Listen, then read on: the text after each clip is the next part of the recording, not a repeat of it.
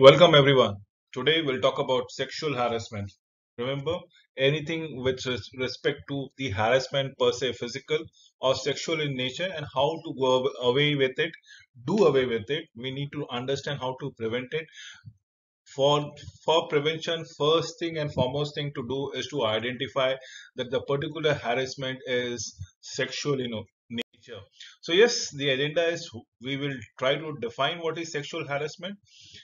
What should I do if I believe that I'm sexually harassed? Can I get advice without filing a complaint? So learn those different types of sexual harassment per se, identifying them, and probably how to go about with as far as harassments are concerned.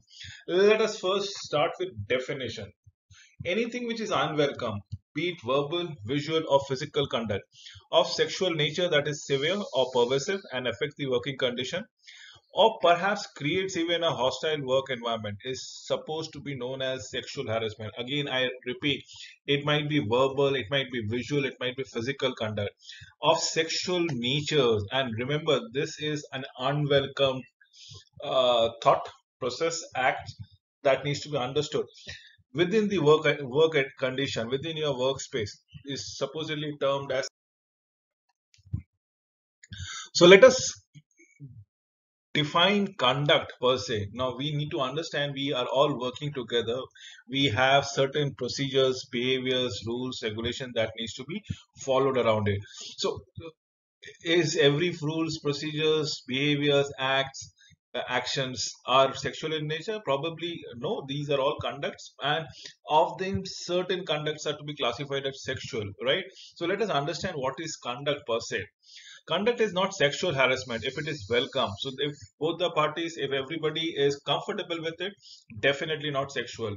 Even if the jokes, physical natures or physical connections or touching or probably verbal things, if everybody is comfortable with it, obviously it's not a harassment. For this reason, it is important to communicate either verbally or in writing to the harasser that the conduct makes you uncomfortable and you want it to stop. Something which has to be told beforehand, priority on priority basis. What is right, what is acceptable, and what is not. If things have been notified, people might try to due courses of time. So, of sexual nature, what is it? So, in written or verbal format, comments about clothing, personal behavior, or perhaps the physical shape of a person, which might be sexual or sex-based jokes, requesting sexual favors, or repeatedly asking a person out. Sexual innuendos, as they say, telling telling rumors about personal, probably sexual life, or even threatening a person, sending emails or text message of sexual nature. So this is what verbal written comments are all about. It physical is assault, impeding or blocking movement, inappropriate touching of a person or a person clothing, kissing, hugging, patting. Now this is where you are in physical contact with the other person, and believe me or not, these things would be demeaning to the other person. Anything that demeans the other person, anything which makes the other person uncomfortable, you from acting around it. So yes, it might be non-verbal also. For example, looking up and down a person's body as if you are visualizing him or her in a condition which is without any clothes. Probably derogatory gestures or facial expression of sexual nature. Probably even following or stalking a person. So visual is posters, drawing, pictures, screensavers, email, or text of sexual might be. In terms of non-verbal, we need to look up and down of the person's body. Definitely, yes. We are looking at visuals which might not be very comfortable for either of the parties as such. The males. So, example of sexual orientation that either interferes with an individual employment or creates a hostile climate. This is what needs to be followed. You remember stating or implying in a joke or a negative fashion that an employee is a gay, that an employee is a lesbian, probably he or she is a bisexual or a transgender or a gender non-conforming or a heterosexual individual as on when on basis. So what happens around it? So making jokes about gay, lesbian, bisexual, transgender, gender non-conforming, or heterosexual as the case might be. This is what exactly happens around here. So you need to identify them, and how do you go about with it, as is the process. So let us understand with the sexual orientation harassment, inquiring into sexual practices of gay, lesbian, bisexual, transgender, gender non-conforming, or heterosexual individual as a group, as a person probably wherein you are more or less uncomfortable with the statement, with the conduct of the people or the co-workers around you, using derogatory slangs, let's say about gay, lesbian, bisexual, transgender, gender non-conforming, or heterosexual individual, repeatedly having negative connotations about being gay, being lesbian, being bisexual, being transgender, gender non-conforming, or heterosexual individual. So any harassing activity that is directed towards an employee due to their sexual orientation, or probably that is negativity about the sexual orientation, that can constitute as sexual orientation harassment, as the case might be. So this is what we are looking into it. It depends upon the person's sexual preferences, probably the his or her orientation, and if people are making fun of it, or people are making public acknowledgement about the orientation, probably this which makes the person uncomfortable or unproductive or probably depressed in the long run, is to be considered as sexual orientation harassment. So discussion of intent versus impact. Now this is something which we need to understand. How do you know if the comments or action are unwanted or unwarranted? Test yourself by asking these three questions, and this will able to become an eye opener for you altogether. Is there equal power between me and the person I'm interacting with? If it is equal, then probably it might not be sexual um, harassment. But if there are any differences of power, rule, responsibilities, position, then probably things are going wrong. And if the person is a subordinate and the harasser becomes the superordinate or the boss or the supervisor or the manager who is senior to the person, probably this takes a serious form of sexual harassment case. Says, is there equal initiation and participation between me and the person am I interacting? So now one thing is all about power, which we have already designed, which we have already discussed with the position. But in case if they are both of the same level, same kind of employees, now you need to ask the question: is the jokes or the issues that has been raised have been only been termed or probably initiated by a one particular person, or both of them initiate? Would I behave the same way if I am the person I am in relationship with? Where am I standing next to him? As if what happens to the other person, if certain similar things happens with me, am I comfortable with it? Am I going to go away with the music? Does it sounds music to my ears? You need to answer this simple three question, and you will come to understand what was the intent and what can be the impact. Let us go with further three questions.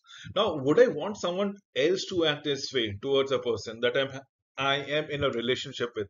So now you are talking about your spouse, your partner in question. If somebody is behaving in a particular fashion, the way you probably you were conducting with the another party of your co-workers, would you be comfortable with it? If not, then probably desist from such behavior, such acts. Would I want any of this behavior to be subject of a column in my agency newsletter or appear in my evening news? Probably, do you want yourself to be the fodder of a gossip within the office circle? If it is, probably desist it. If it is, probably do not repeat such kind of behavior. Have I examined and acknowledged my sex role stereotypes? You need to understand this thing very clearly. You need to have a complete understanding about your own perspective, about your own orientation, about your throwbacks, the way you conduct yourself. Is it good enough, fair enough?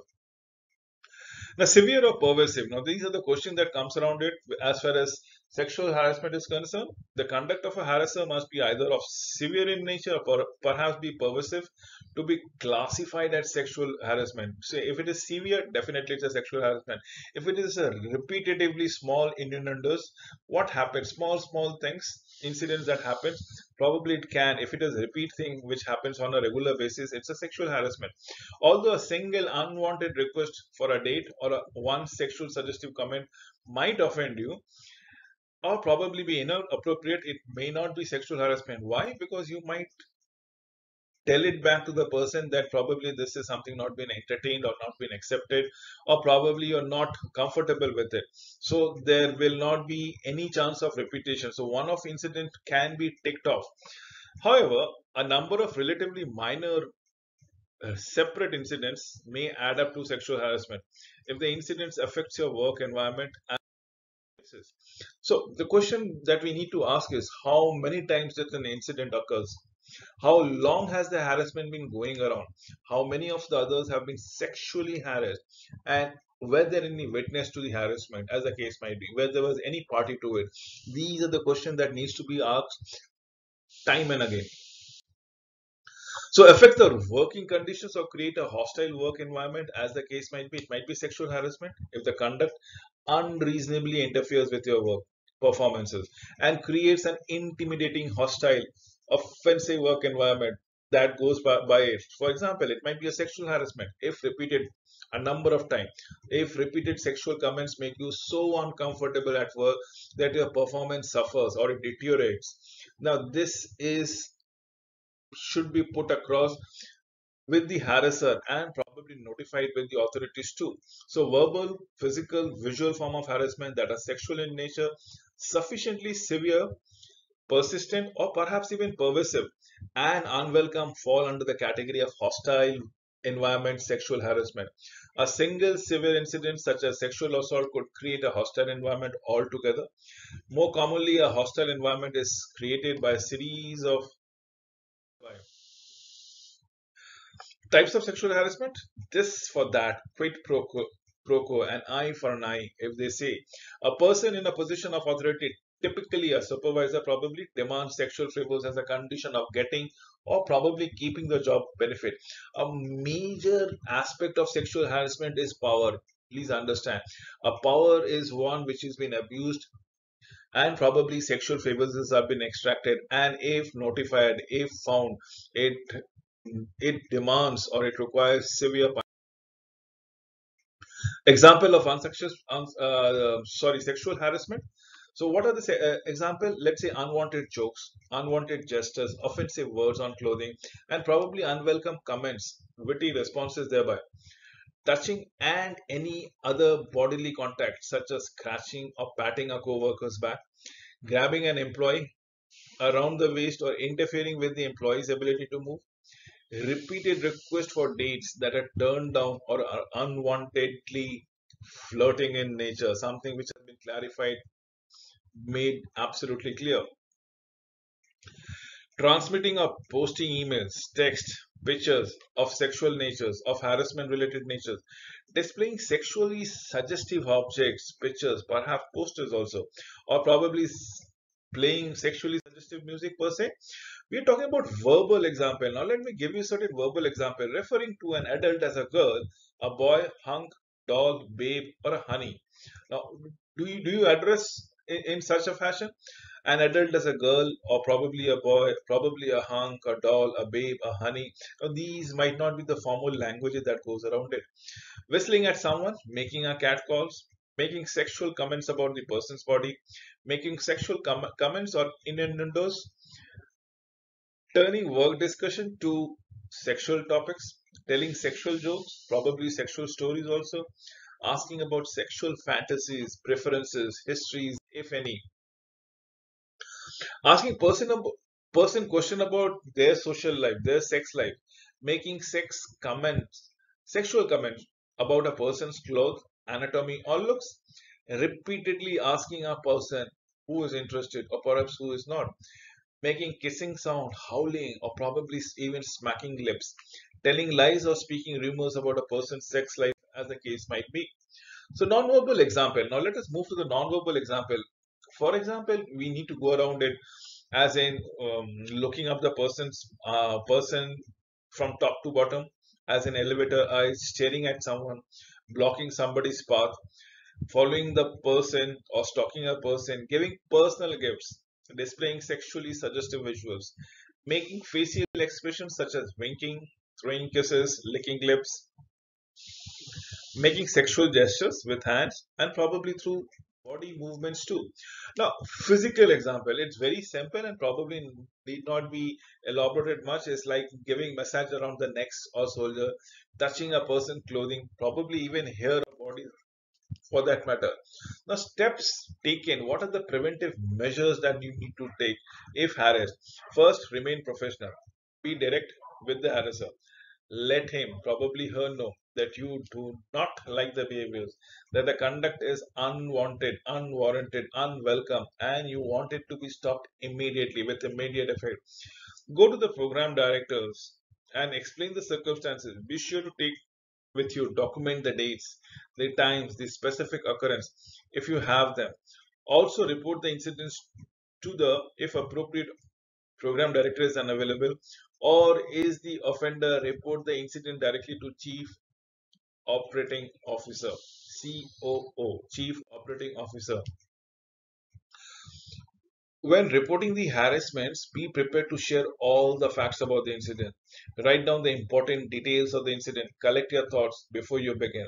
Remember to provide who, what, when, where, how, or probably any witnesses if there are any. Think about how a situation can be resolved as on when on basis. So, who will the program director do? Probably if they receive a complaint. Now, if you are in a senior most position, probably how do you react with it? Let us wind up in next two slides. So we will talk with you, probably take notes about what you are sharing. Act immediately and appropriately upon receiving a complaint of harassment. Take immediate actions. Talk to the complainant as soon as possible. Remember that ignoring the situation will not make it go away. In fact, it might trickle into a bigger storm. Explain the process. Review the company's sexual harassment policies with the parties involved. Tell them, make them aware what is happening and how the company will be reacting. Inform them of the steps that you will be following up on the complaint. The last three steps would be getting the facts. Document what you have been told. Just don't believe it blindly. Try to find and accumulate data and documents. Document them.